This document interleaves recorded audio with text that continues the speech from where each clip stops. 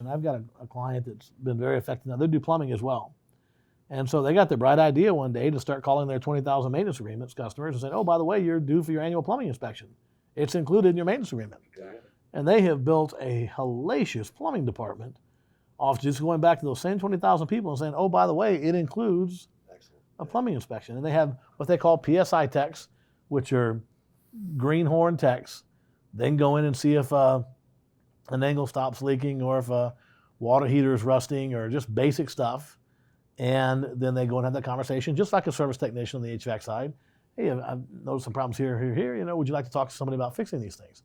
Then they bring in one of the plumbing techs to come in and sell it. And so they've leveraged that program to really build a powerful. I have a client in Virginia did the same thing. They called it the whole house program.